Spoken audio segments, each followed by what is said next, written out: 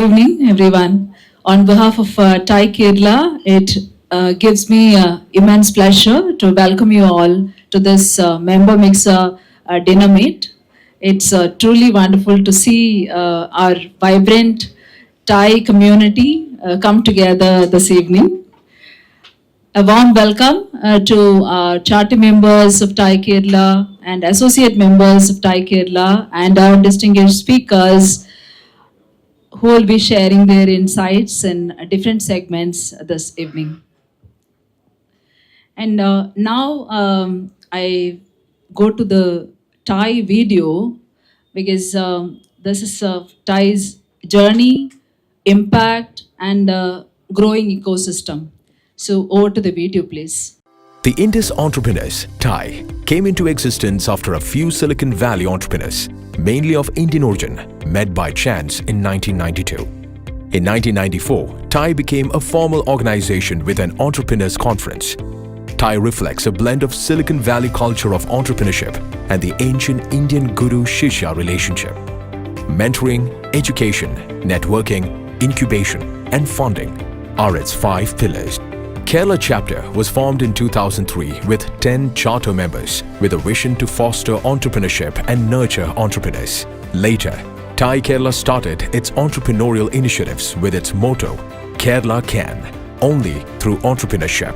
The same year, a high-profile team from Silicon Valley led by the then TiE chair, Dr. C.K. Prahalad.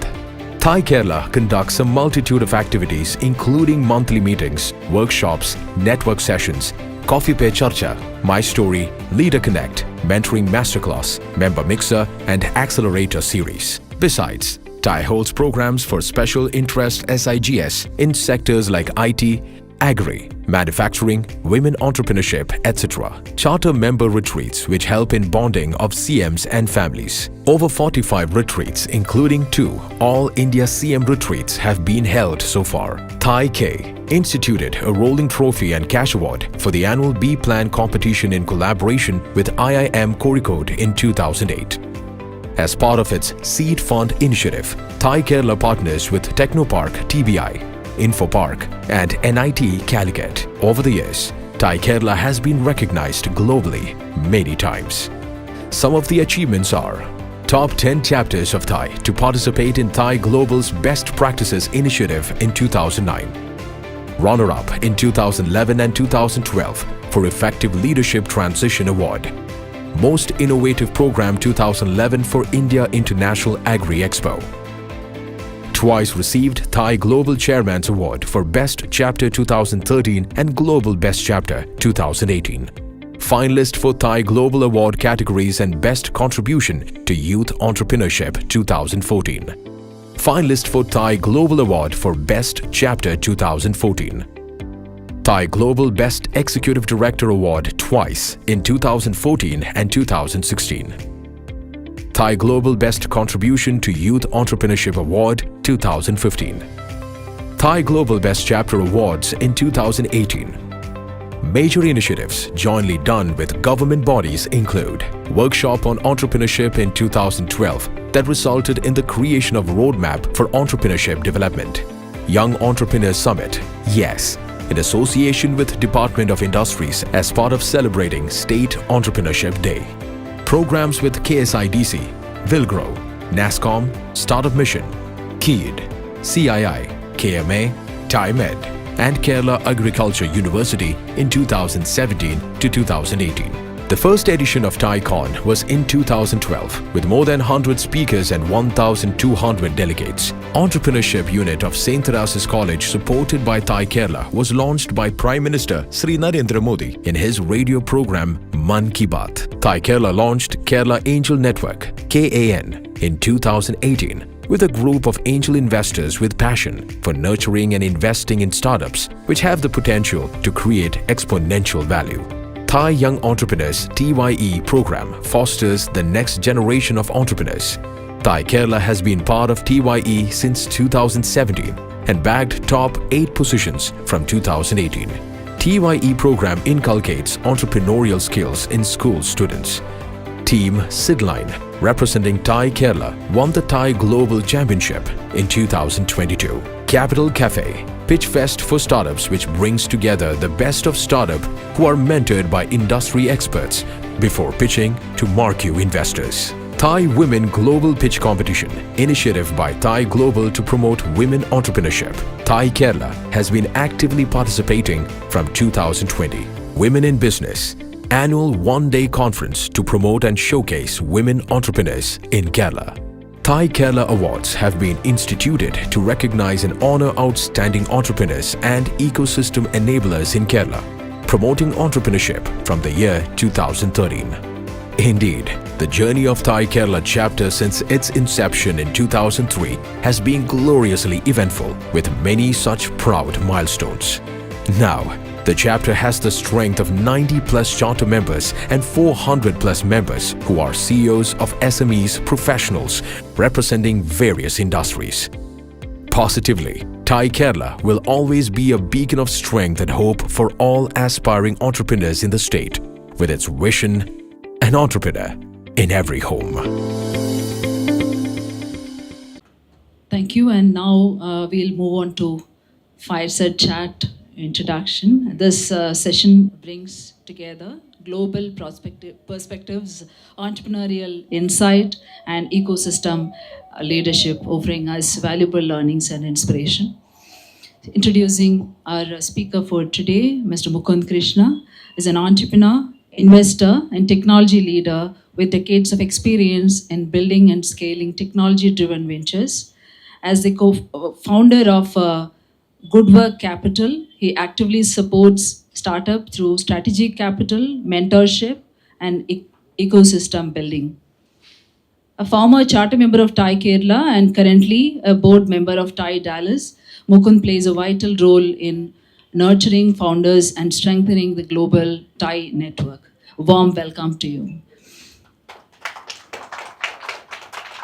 Introducing Ms. Archana Anand, is a global business leader with deep expertise in scaling digital and OTT platforms across international markets.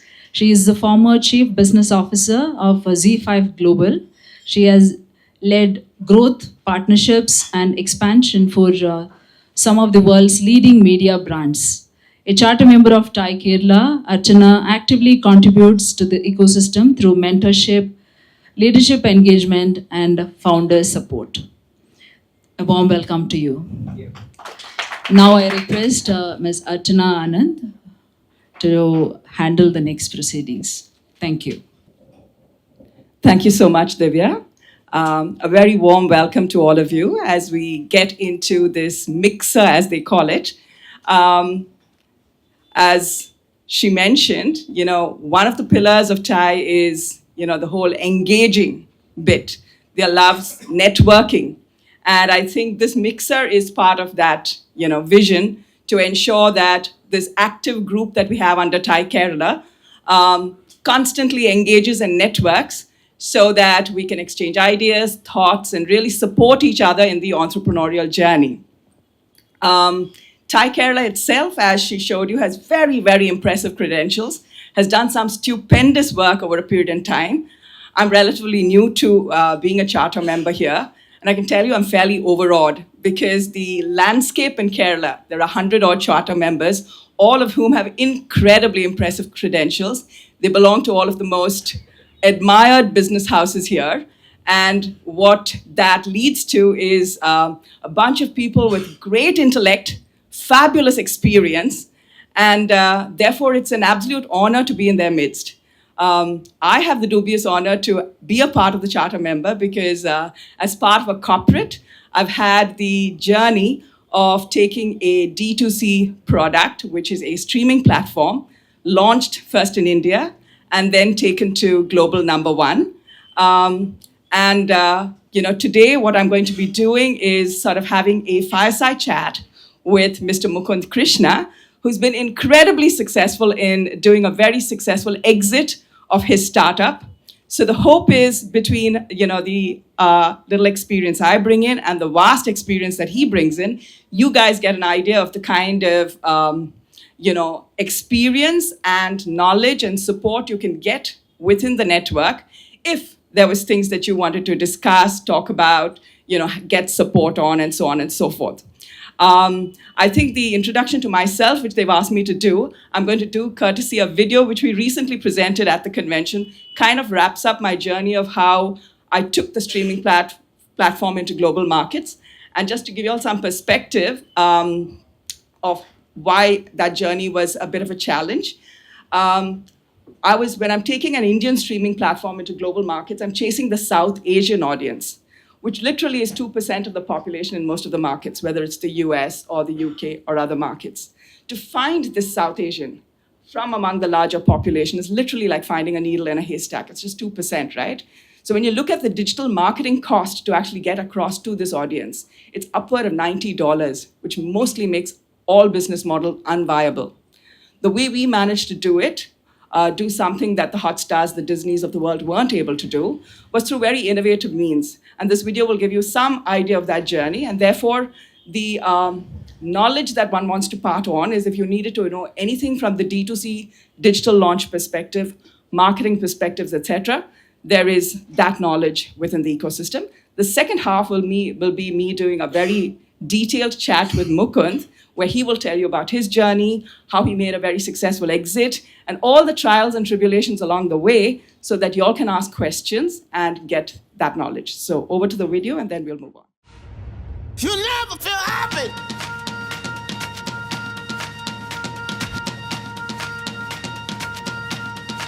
Never feel happy.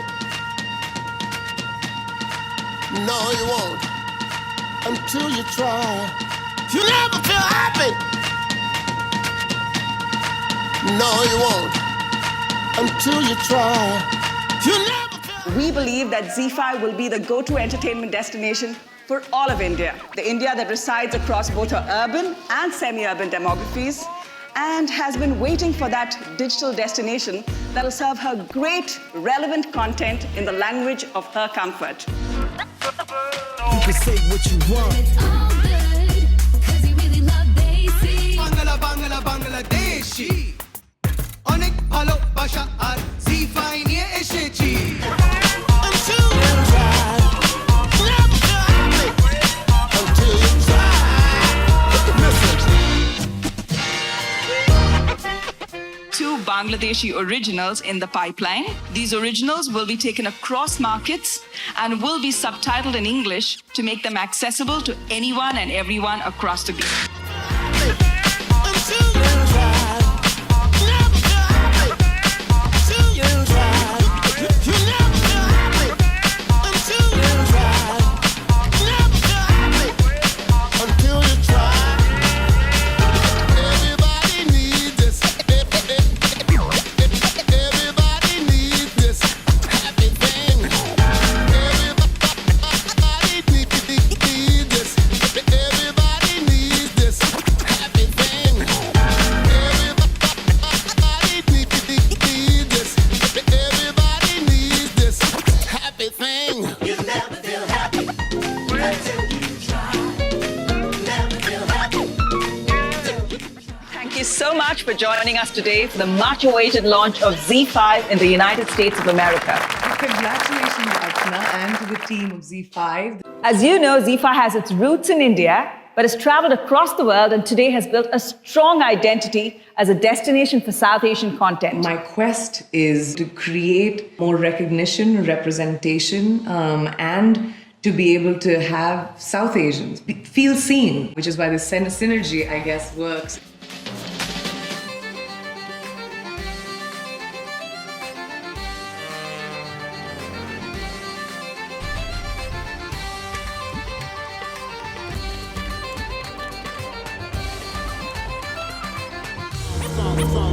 But this song is a real song.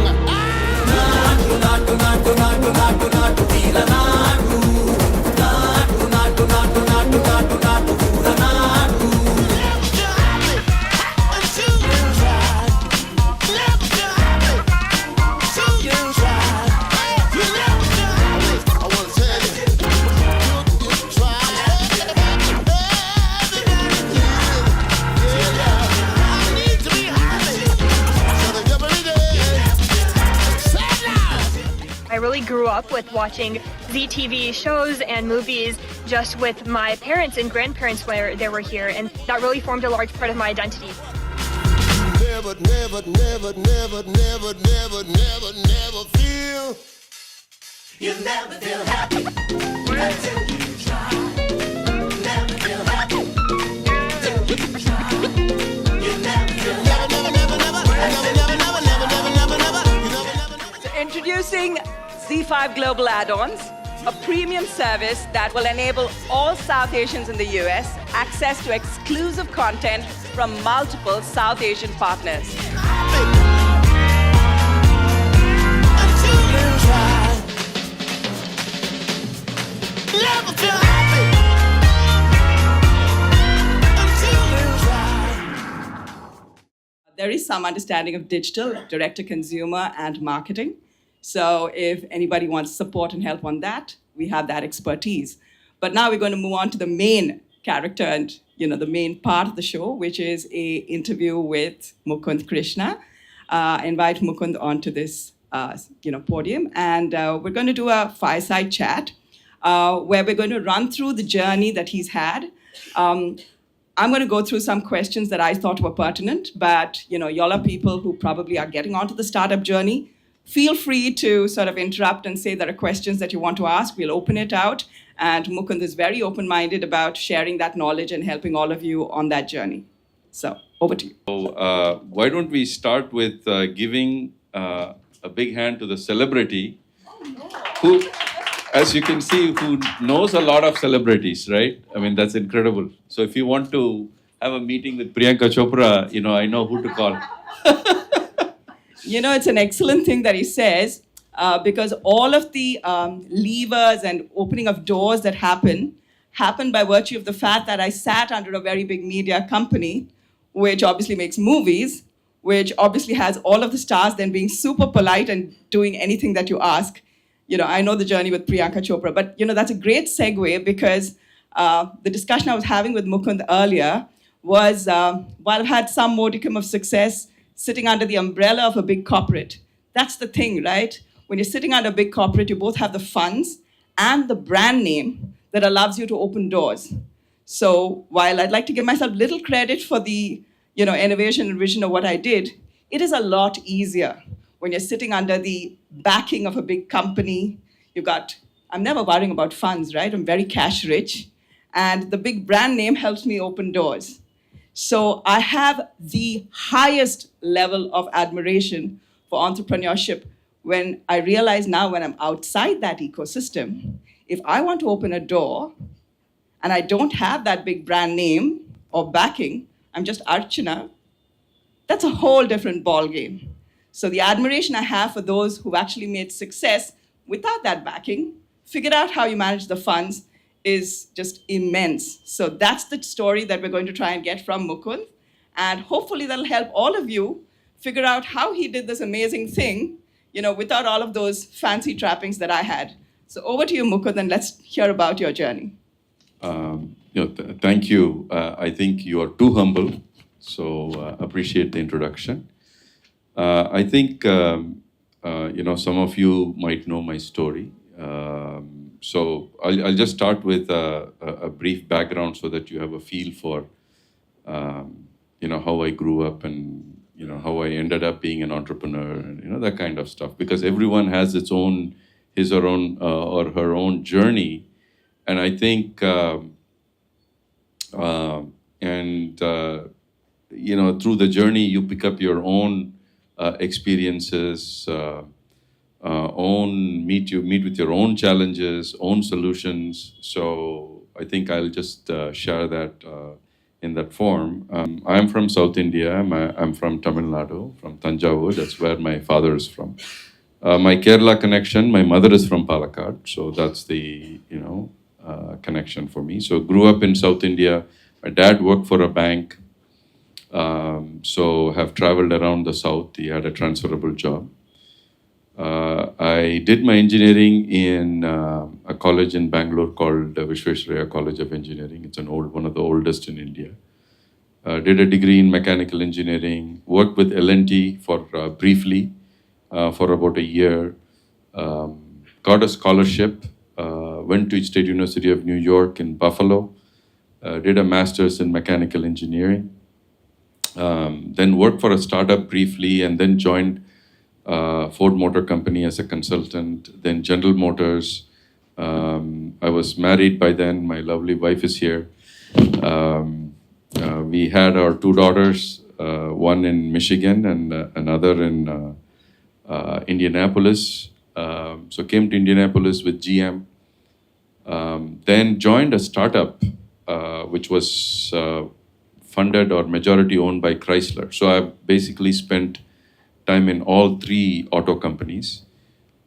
For that company, I built or helped build, along with a large team, software solutions at that time for automotive supply chain management. So I learned a lot, helped build a team of about 150 people in Pune, worked with closely with teams of architects and technology professionals in the US. Wonderful experience. In 2002-3 timeframe, my dad was diagnosed with Parkinson's back in India. So my wife and I decided to head back to India. And since my wife is from Cochin, it's always a joke in our family. So we decided Cochin will be the place. Right? And she's well established, born and raised in Cochin. So I knew that meant that I didn't have to worry about things in Cochin. Like everything is taken care of. She's a native, very comfortable. And it also helped me become comfortable with the community, with the local society here. I picked up the language. Even though, I'm not as fluent as she is, but I can manage enough to get around and, negotiate with the people, right? So came to Cochin. This was in 2004-5. Thankfully for us, we were given the red carpet. So I came back as the CEO of a US software company. So I was working for somebody there. And they said, okay, we need to set up a development center. And we chose Cochin. At that time, we were the second or third or fourth company in InfoPark, right? So it was barely just one building, Tapasya building. So we came here. Girish Babu became a good friend. He rolled out the red carpet or green carpet there. It was very green over there. There was nothing like what you see today. Amazing support from the Kerala government. Set up the company. Helped them acquire another company in Chandigarh and ran the business for them for 5-6 years.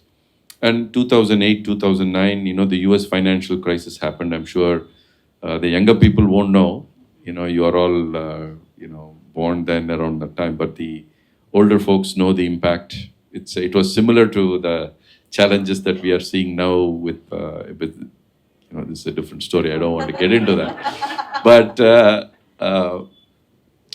so there were challenges in 2008-9 because, the housing crisis and credit crisis and things like that. So my company decided to close down its India operations. So then my options were to either work in Cochin or, go to Bangalore or someplace and find a job, right? So interesting scenario, I decided, to choose entrepreneurship. Primarily because my family was here, my girls were going to choice school here, my wife was running her own coffee shop business. So I think it made sense. I started the entrepreneurship journey in 2009. And then we formed a company called Suyati, means good people in Sanskrit. Started it. We started primarily with the focus of serving the US market. We grew the business to about 250, 300 people or so. Things were going quite well. Of course, as a company, we had our standard challenges. Obviously, the challenges of operating a business in India, having customers in the US, working out, communication differences. Federal government and state compliances, all those things, along with coaching people, grooming people, and all that. So we will talk in detail more about all those things. So long story short, 2020, my dad passed away, for whom, Revati and I and the kids relocated from the US. He passed away in 2020. And then I went through a program with Stanford University called Stanford Seed. So another Stanford Seed participant, Tom, is here. We were one of the earlier batches. It was a great program. Learned a lot of strategy around building businesses. Brought in a professional CEO, Raj, in 2021. He came in as my chief business officer in 2020. So he ran the company. I stepped back, became the chairman. I had a couple of other investments. Revati and I started Good Work Capital, invested in several small companies. So, and then in 2024, there was an engagement. So in July 22, I relocated back to the US and was looking to find, partners, and things worked out well. Sold the company to a California-based company. All good. We're still working through the details, and we're in the final stages.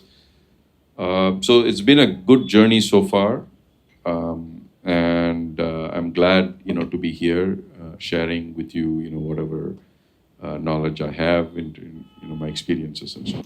What I want to know is behind the easy story that he said, and I think that's what will help you all. There is so many questions of how you made these decisions, right? So for example, I heard him say two things about: one, that he came back from the US, and two, that he was part of the Stanford Seed program. For those of us who may not have those US contacts, who may not actually be part of the Stanford Seed, what are the advantages that gave you, and how do these people who may not have that advantage kind of make up and still get to the resources and contacts that you may have got? So what would you have done perhaps if you hadn't these advantages, and how would you have gone about it? Maybe something that'll help them. Question, but a small insight here. Stanford Seed is for companies in India. So, so it is, just Google Stanford Seed. You will find the program. So it is for companies operating in India with certain revenue numbers, and companies that have that are able to make a pitch, a successful pitch to the Stanford team, will get admitted into the program. Like Tom is one of them, and it's a program which is done by Stanford with Stanford faculty and experts from all around the world. It's for developing economies and for companies in developing economies. So Switi was an Indian company, so we were part of that. So it's open to all of you. If you're running entrepreneurial businesses, reach out to me. Perhaps you could tell us what are the biggest things that Stanford Seed helped you? Yeah, I think Stanford Seed was a program that was from 2018, a bit late in the game for me. So, I started the company in 2009. But I'll explain that. A lot of great coaching in terms of structure was given by Stanford. The whole concept of when you grow your business organically, right? You don't really think about how to look at the big picture, which is what Stanford Seed, really helped us to segment the business, understand each aspect of it, and how to bring it all together with a unified strategy. I was lucky enough to get a coach, and when my CEO came in, he also got a coach. So it was great. It was really useful, made all the difference. And now I think when I joined the program, we were probably one of 100 companies in entire India. Now I think there are over 500 companies that have gone through the program over the years. So they are accelerating it. So yeah, you can all apply for it if you're an entrepreneurial business. Happy to help. There are amazing companies that have gone through the program. Some are amazing successes, raised a lot of money, like Cygnus Hospitals, Heads Up for Tail. These are all big brands that are out there that have gone through this. Of course, Tom's Guardian Angel is also a part of the program. So yeah, happy to provide any inputs there. Since you mentioned Guardian Angel, it's been such a fabulous help for me this entire season. I've had a dad who's had a problem, and Guardian Angel has been amazing. It's a side segue, but Yes, amazing yes. stuff. Segue for Tom. Yes. I don't know how many Cheers, Tom. Kochiites thank their stars that Guardian Angel exists, because it's so much more professional than any other thing that we have here. It's really great service. I was just wondering, perhaps the audience would love to know that when you started the company, did you have crystal clarity that you were doing it to get to an exit, or was it a journey that got there at some point? Yeah. Again, another great question. So when you start a company, in my case, I'm more of an accidental entrepreneur, right? I think I kind of told you the story where, the previous company I worked for decided to close down its India operations, and then for me it was a decision between Cochin and Bangalore whether to work for someone. In Cochin, there was really nothing out there that I could do with the experiences that I had gained. So it made sense, for me to start something on my own. So I became what I call an accidental entrepreneur. So it was interesting. The funny thing, so I was in a conference somewhere, and I was meeting with these youngsters, these startup guys. They said, "Oh, this is a Vayasaya entrepreneur," right? So I think I started when I was around 40, 39 to be precise, I guess. So I think I believe no time is too late. You can start whenever, right? And so I think what was the question? Sorry, I sidetracked. You wanted to know what were the initial issues? No, yeah, from get-go, were you clear that you were, creating this company to... Yes. Get So now started? I sorry, I sidetracked with this Vayasaya comment. Because I was an accidental entrepreneur, I think I didn't have the, like Archana mentioned, the challenges of starting something, right? You never know how it's going to go, right? First, finding a name for the company, right? People thought it was a weird name, right? The reason why we chose the name was because we were working with this registrar of companies, and they rejected a bunch of other names. And then I was looking online to figure out, okay, how can I get a .com, right? So that problems and challenges started from there. And then how do you sell a Cochin story to someone in the US? So all those were initial challenges, and it continued well into the first 12, 24 months. Right? So made a lot of trips to the US, attended a lot of conferences, stood behind booths and, put up your hand and interesting, right? So this is what entrepreneurs do. So I was at this conference in Hanover called CBIT. I don't know if you guys have heard of it, right? And so we had this Kerala delegation, and then there was another delegation from Punjab or Haryana or something. Right? So we were next to each other. I just wanted to relate this entrepreneurial trick that the people were doing, right? So all these people would be walking in front of the booths, right? So you guys have gone to conferences, right? So you understand how it looks like. So people will be standing behind these podiums or tables, and then there'll be people walking by, and if you have something interesting, they'll come to your desk or podium, right? So then Kerala guys we were all standing, looking, shaking our heads and trying to attract attention. Then we saw this North Indian group, right? So what they would do is that they would walk by someone. So let's say I'm standing behind the booth. Then they would have another guy, his friend, who would just walk by, and there'll be a guy walking by, a potential prospect. He'll go over and say, psst, psst, and then he'll come back. Those guys will turn and then say, "Hi, how are you?" The conversation starts, right? So we learned a few tricks like that. So such is the life of an entrepreneur, right? So you are hungry for business. Yeah. And at the same time, you can't be too desperate, right? If you're too desperate, nobody will come want to do business with you. Sir, give me business, this and that. It's a big no-no. Stand on your feet, and, you get business because of, the quality of service you offer, and and the confidence that you show when you ask for business. So, and to add on to what he said, I think the term elevator pitch came because of that, right? I mean, you have just really little time, you've got an opportunity, you catch somebody in an elevator, and you make your pitch.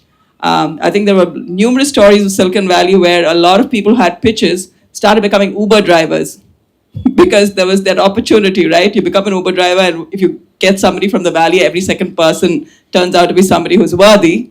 You've got an opportunity. You've got him captive in a cab. It's a great opportunity to tell the story. So this is very, very relatable, I'm sure, for all of you. And the idea is, whether it's psst or anything else, do whatever it takes, get the attention, say your story. So thank you for giving us that insight. Just wanted to understand, what's next for you?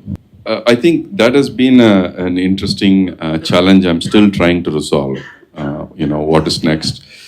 My wife and I, we have this good work capital where we invest in startups and invest in women-run companies in technology, sustainability, etc. So that's one thing that we do.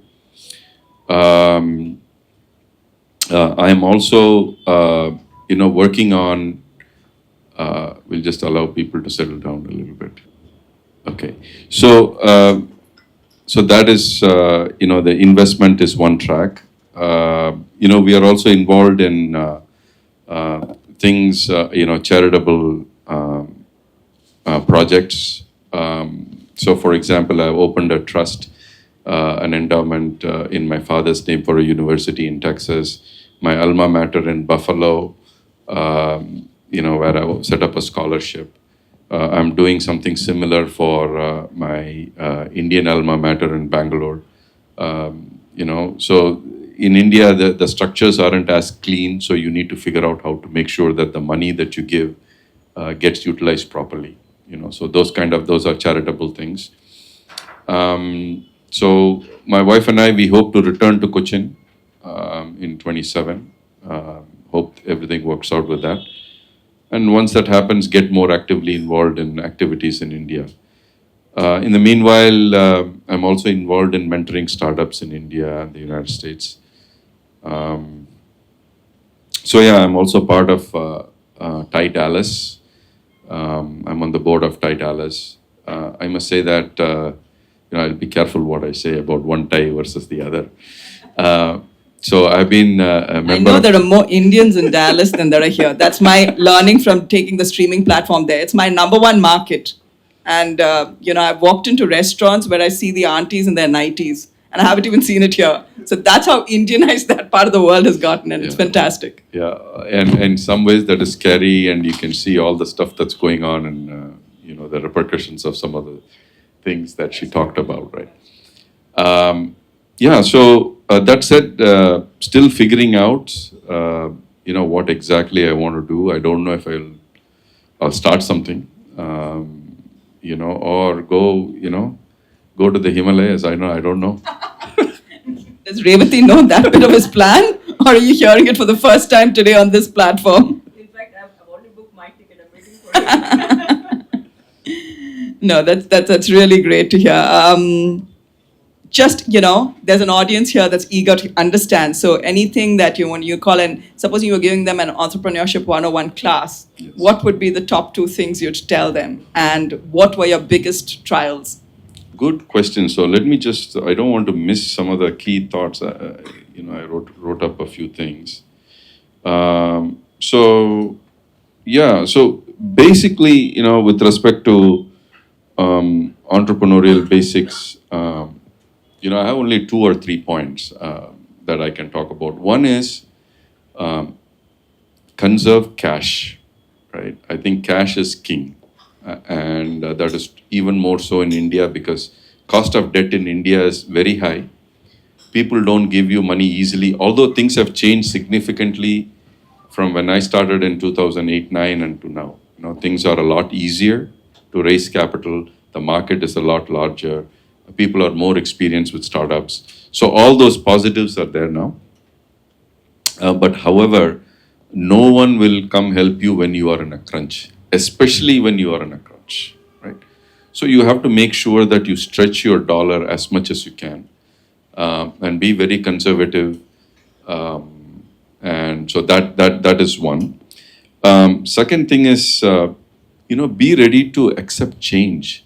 Usually, especially now, what I've seen from 2008-9 through the last, 20 years or 15 years, it's like change is really rapid, right? So you have to keep track of things, and see if you can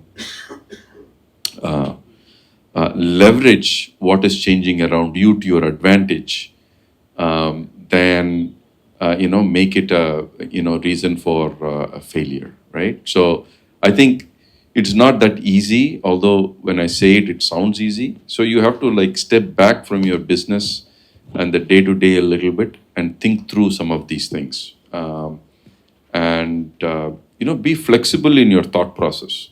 One of the things that I see amongst, when I talk to entrepreneurs, when they come and pitch to me, they are very rigid, and while they are very passionate about their ideas, which is good, right? So we can spot the difference between passion, interest, and rigidity.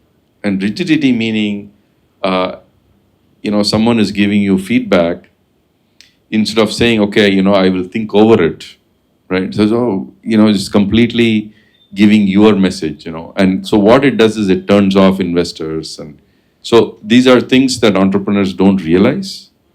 I think it's something that they should pay attention to: cues, visual cues, verbal cues when they're speaking with someone, especially someone who's going to write them a check, right?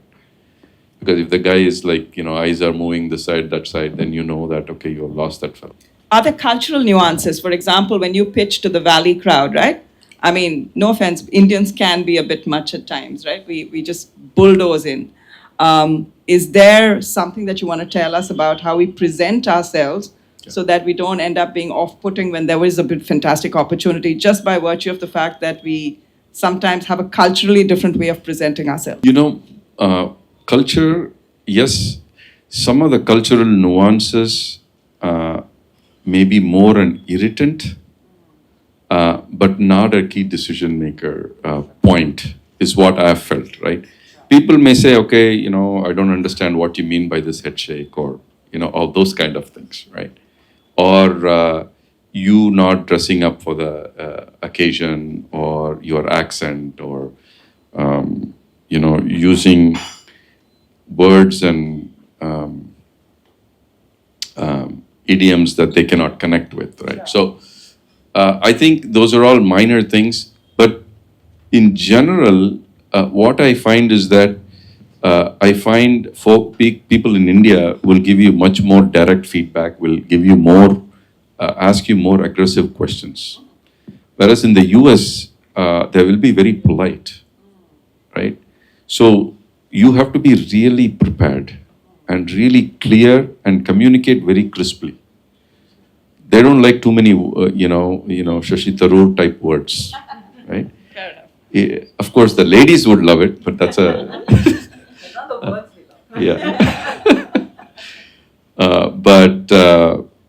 it needs to be straightforward, simple, and very pithy, very clean. So I think that is something that I help presenters. And the other thing they look for is, especially in businesses, unit economics. You got to really be good with unit economics. How much it costs to get one customer, right? How much do you spend on getting a customer? How much value can you extract from a customer in the long run, right? And how much a customer will spend with you initially. So these kind of things become very important. And then, if you know the cost of acquisition, you know how much a customer spends with you, you know how much you can stretch out of a customer. And then you see what the size of the market is. You can, these guys, the investors are quickly thinking in the back of their mind, they're running those numbers, right? So once they get that comfort, obviously the next thing would be the team, right? Yeah. That's another, how good the team is, how are they working well together, are they qualified? Those are the things that US things people would look for. It is the same here too, but of course the cultural nuances are there. Preparation is key for either. Very well put. I think He mentioned agility. I think even whether you're in a startup or a corporate, today everything is moving at warp speed. So if you can't be agile, what's that they say? If you snooze, you lose. So definitely agility. Glad to know that at the ultimately it is the core fundamentals that matter. Your way or manner can be a little off-putting or not, but it really doesn't affect the ultimate decision. So that's good to know. And unit economics, I mean, that's fundamental for most businesses. What he's saying is that they're sitting there quietly and listening and calculating that. So please go in very well prepared, know those details. So all great, great feedback for all of us if we were ever to go and make that pitch. Want to ask you, how does somebody access the US market? So I think what I find is I've traveled around the world. I think US market is probably the most straightforward in the world, right? They will pay you when they say they will pay you. In general, they mean what they say, and it is the largest market in the world. There's no question, there's no other market that even comes close. Obviously, so I, personally, love the US market. I love, working with Americans, and it's because I've figured out how to do that. And once you, learn and you spend so much time there, it gets easy. So one of the things is obviously, spend time in that market, right? And how do you do that? Go for events, and for example, I would say that if you build your LinkedIn connects, send them an annual update, right? So you maintain connects with those people that you've already connected. Go meet them again and again. So it takes time. So it's not easy that, people will start giving you business, but people respect that you give them respect. People respect that, you value the relationship with them. So business comes from relationships, especially, service businesses. And Indians, I think we have a wonderful service mindset by nature, right? We are great hosts. We take care of people. And I think, be who you are, and they appreciate that, in the US. So US is a great example.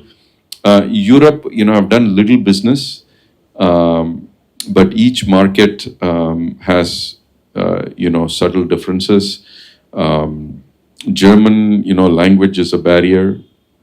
So if you don't know the language, the entry becomes harder, right? Because if you go to a German office, when there is a secretary sitting there, you're trying to explain. She knows German, she knows a bit of English, but then, it's hard to connect and, build relationships. It's not like that in the US.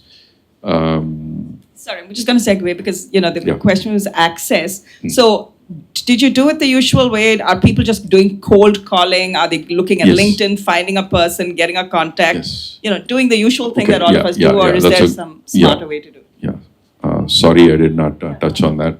I told her that I'll go off track. So you please bring me back to track. I'm happy because I'm hearing everything and I'm enjoying it. The only thing is we're on a clock, unfortunately. So I want to make sure they get the best of you on the points they want to. Just that. Yeah, sure. So building a business and accessing the market. So I talked about a few things. One is time, right? It takes time. It's not going to happen overnight. Somebody is not going to say, oh, you know what? I like the way you look. Here, I'll give you business. That's not what really happens, right? How do you get business? It's very similar in India or US or anywhere, is building those relationships that I talked about, right? So what typically happens is that cold calling doesn't work nowadays, right? It simply doesn't work. And although, a lot of people try it, maybe for low value goods, it might work, right? It's only $50, so I'll just buy it, But for any reasonable product or services deals, cold calling will not work.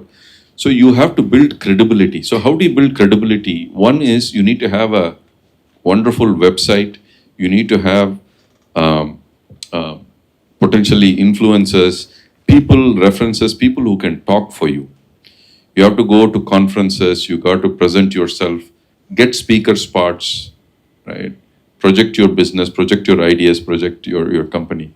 So for example, my first thing, back in 2011 or something, so I went to this thing called CBIT, where I told you about that thing.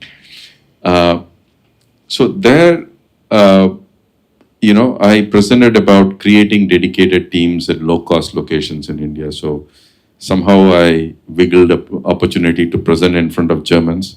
So I brought in my German friend, whose house I was staying. I told him, hey, can you come with me? I'll get you a free pass. And then he came with me and he was my translator, right? So I would say something and then he would speak in German after that. So it was an interesting experience, talking to an audience that did not necessarily understand everything you're saying. So you have to, adapt your approaches and build relationships, to actually. So then what happens? So she asked that, so you don't have a brand. You don't have, so only thing you have is your personal credibility, right? And don't hesitate to talk about your values. So at Suyati, my company, we had these values: empathy, expertise, and dependability. That means we'll do whatever it takes to get the job done. We'll be good at what we do, but we'll do only a limited amount of stuff. And empathy, listen to what your customer is saying. Don't talk over your customer, right? Which is what we tend to do, which I used to do admittedly in the beginning. So you learn, from this, from experiences. Okay. Sorry, thanks so much. It's been an incredible journey, as you can see, and it's not been easy, right? When he says he's going to conferences and making sure he does the pitch, making sure you're really thorough. All of those are very standard. It applies to successful businesses, startups, all of it. Same for the corporate world, actually, because ultimately people understand value and there is no shortcut actually to hard work. I would have loved for him to give closing remarks, but before that, I just wanted to know if there are people in the audience who would like to directly ask him questions. And yeah. Hi, sir. It was lovely to hear your journey. Thank you for sharing that with us. My question revolves around how do you exit a service business? Like, can you plan an exit with a service business, or is that something you just come about at a certain inflection point? Yeah, again, good question. You should, it depends on circumstances in your life, in your business. There are many factors that go into your thinking, right, for the exit. So for me, one was I had already stepped back from the day-to-day management of the company. I had someone else running the business. I was beginning to focus on other things.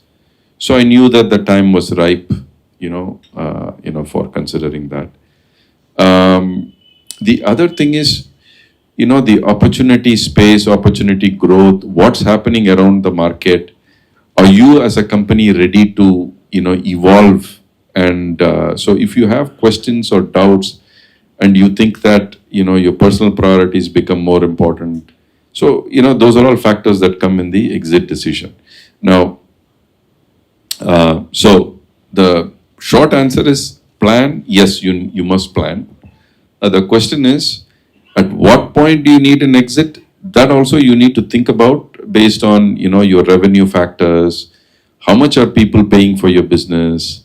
What is the EBITDA multiple? There's just a whole bunch of, but shouldn't stop you from making inquiries, talking to a lot of people, and understanding that, okay, timing may be right 6 months from now, but not right now, right? Or those kind of determinations you can make. Because once you decide, people will be coming after you, like saying that, hey, depending on the size of your business, right? So yeah, and then the news will get around and, it'll cause issues. So you have to really think through before you jump into that decision. Thank you for the great session. I think we really enjoyed it and the great questions. I'm Ablash. I am just curious because you might have started with some idea in the beginning And then did you pivot it? And because you were talking about rigid, that's where I am seeing maybe some of our people are not ready to pivot. Is it a critical thing to do?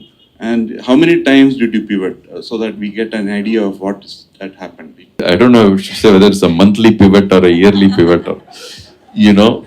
So, every time I went to the US, my team will be like, okay, boss is going to come back with a whole bunch of new things and say this and that, right? They got used to it, right? So why is this guy so excited about all these things? And so basically entrepreneurs are excited about the market, what people see, what people want, so that's, entrepreneurs are typically visionaries, they're like, oh, there is something here, there is something there, there is something. I have spent a lot of money trying out different ideas. And then I realized that after spending a lot of money, after a year and a half, I have big stories about this, so you can come to me one-on-one, I'll not tell in public. But then you go do all these things and then you realize, oh, come on, man. So I'll just give you an example, right? So we built a platform for data engineering way back in 2018-19. So I go to my US customer and say, oh, this is the greatest platform in the world and this and that. And the guy shakes his head, yeah, okay, fine. And then the same project he gave to IBM. Okay. And I said, man, I gave you all this. Now IBM or this big company is working on this, right? So the rationale there was, he smiled and said, see, if something goes wrong with the project, I can say it is their fault.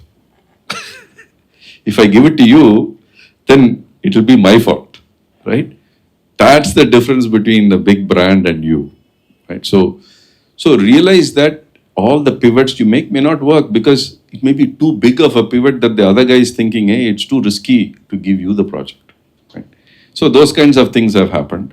Other pivots include, created an idea, then I realized that it's a product company, it cannot be part of a services company, then I have to create a separate company and drive that. So, yeah, so different stories, yeah. Like that. No, fantastic. I think, living the dream at a stage now where he's wondering whether to go to the Himalayas or what should he do next. And I think that's what you all aspire to. But what he was trying to say was behind reaching the stage was a lot of hard work and the journey has been really tough. So for those of you who are on that journey, we could all dream that we could be in this place. So just need to wrap up, I think, because from a time perspective, if there are any last questions and if he wants to sort of close out with anything. Oh, there are two questions. Let's try to accommodate both. Why not?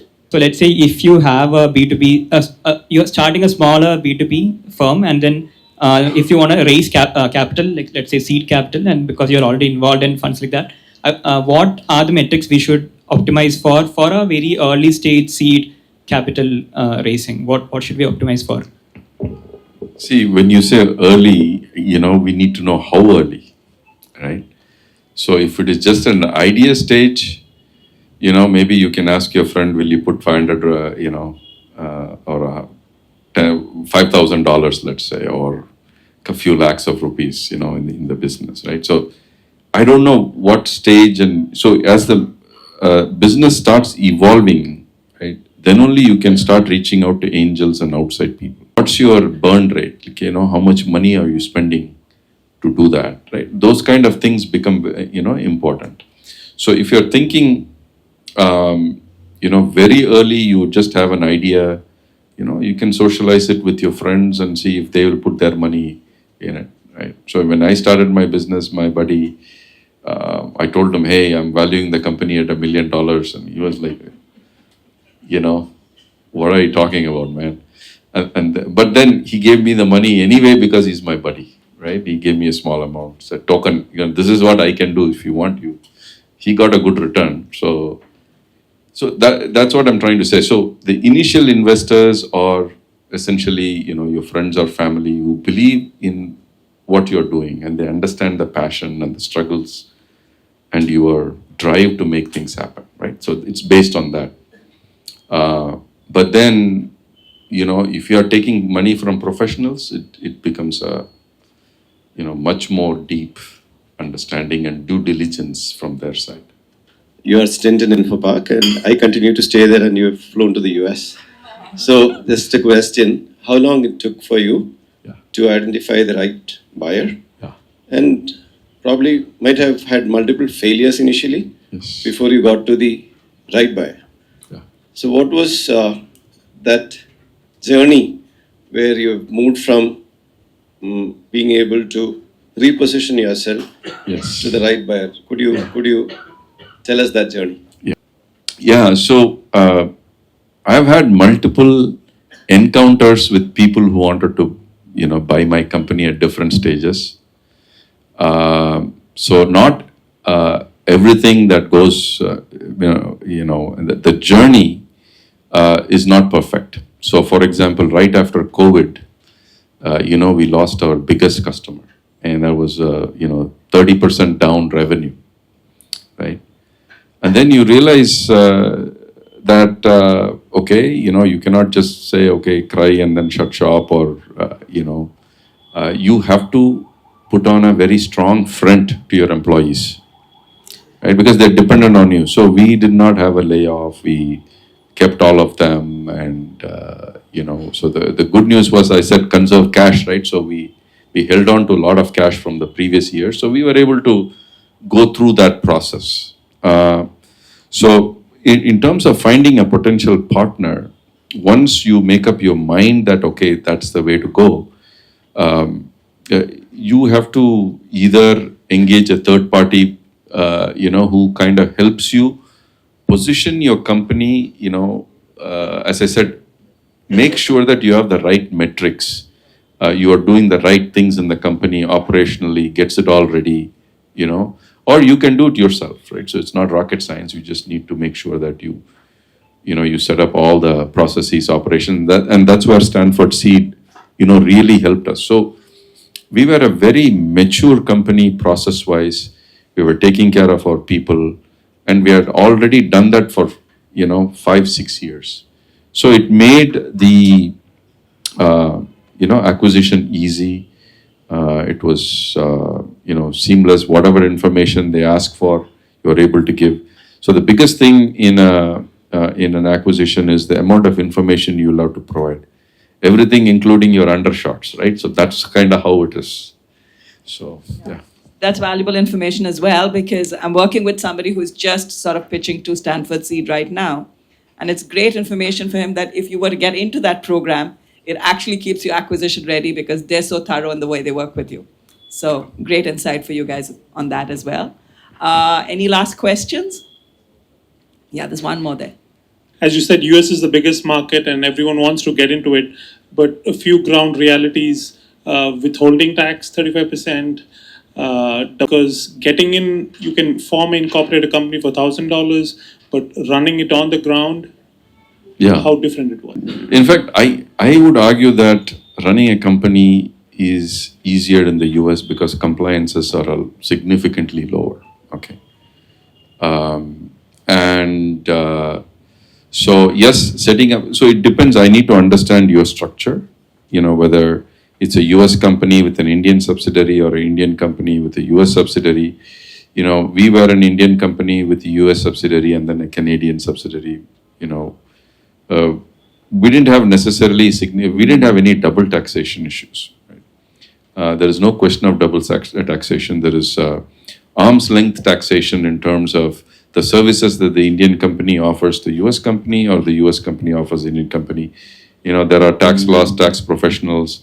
Get a good tax guy, get a good lawyer, don't, that is something that, especially if you are in the US, you're doing immigration, get Fragaman, I just plugged for him. So stuff like that, you might end up spending more money initially, but then it saves you from a lot of trouble in the future. So I don't know if I answered, but I don't know your structure to be able to really comment on some of those things. We can have a one-on-one. A huge warm thank you to Mukund for being so generous and sharing his time and thoughts. As TiE Kerala, we're incredibly proud that one of our own has done it. So, and we're really hoping that, there is this session that's happening formally, but he is available if any of you wants to reach out one-on-one and get a sense of how to navigate your own journey. I think you'd be very available, right? Absolutely. It was great to see you all. And then I just, now that my wife is here, just want to say that if you marry well, you have a much better chance of, making it. I'll second that. She's a pure and contemporary, and I know how incredibly awesome she is herself. So big hand to her as well. Thank you, guys. Thank you. Thank you. Thank you, Mukund and Archana, for such an engaging and insightful session. As a token of gratitude, please stay back. We would like to present mementos to our speakers, and I request our President, Mr. Vivek Krishna Govind, to hand over the mementos, please.